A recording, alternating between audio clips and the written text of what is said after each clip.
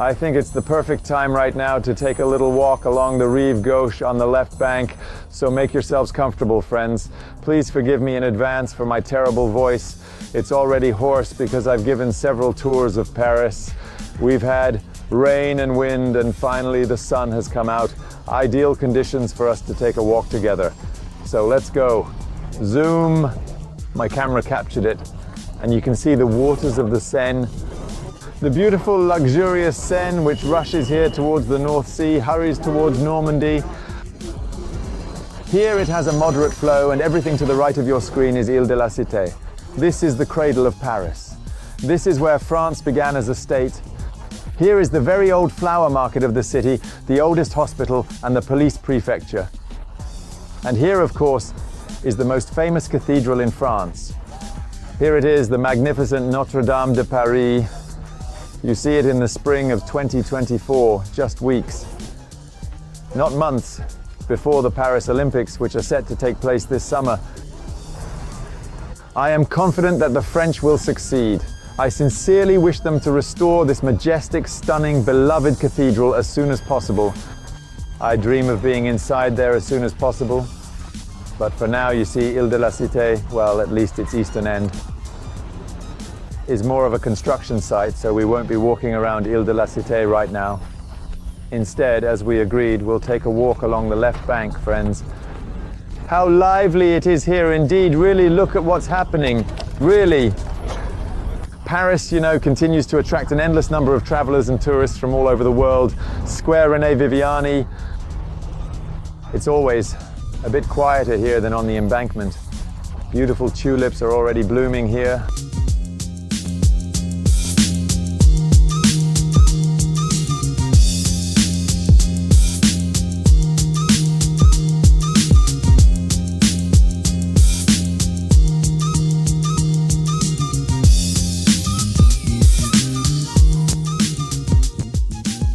And here, friends, in this neat square where both visitors and Parisians relax, we can find a very rare, beautiful, and peaceful tree. Well, let our botanist correct me, but it seems to be either an acacia or a false acacia, but that's not the point at all.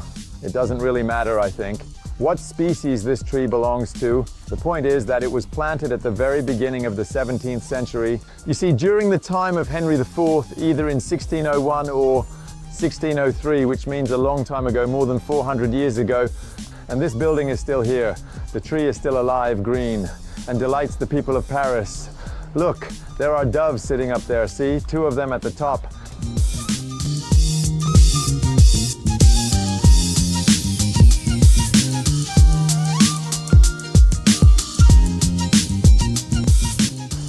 You can stay put, not go anywhere, not walk around, just sit here on a bench in the park and admire this sky, these Parisian French clouds.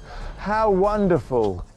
How I dreamed that you, my friends, could truly indeed be here in Paris and I could give you a small walking tour.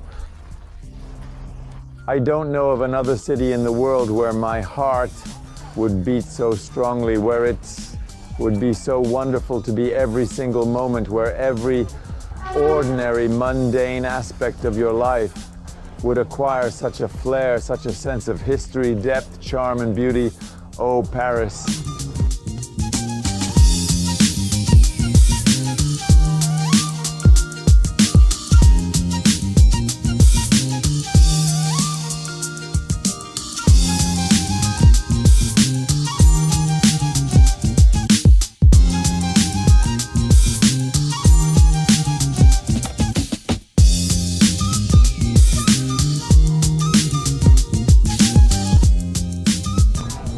Well, this particular store that you see now doesn't have much to do with that Shakespeare and Company, founded by Sylvia Beach about 100 years ago.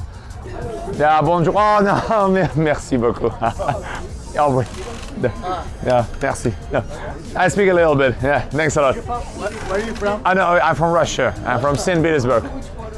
Yeah, no, merci. Yeah, привет, привет. Ah, хорошо дела. They suggest playing chess. Well, forgive me, but I can't stop filming right now, so no, I won't play. Look at how things are here. So this is the section for second-hand books. That means they sell what is called old books here, right? Here you see the section for both new books and novels and books in English. And this Shakespeare & Company, I repeat, is the second store with that name, which will be open on the left bank. The first Sylvia Beach, an American, opened it 100 years ago. At first he was far from here on Jupiter, then he moves towards the Odeon. It wasn't actually stationed here, meaning it wasn't located here territorially, but that was exactly its name. And in that first Shakespeare & Company, in that very bookstore library, who didn't visit back then in the 1920s, and Hemingway and Pound and Fitzgerald and Stein and Man Ray and James Joyce and so on and so on and so on. So, top of your head, friends, can you tell me if you know any other bookstores on planet Earth where there's a line to get in? No event is happening there right now. No star is signing their editions. No, it's just that in the middle of a weekday, people come here to be under these cherry blossoms. And inside Shakespeare & Company, they still offer you a game of chess. The five-star places are nearby. This is a small restaurant.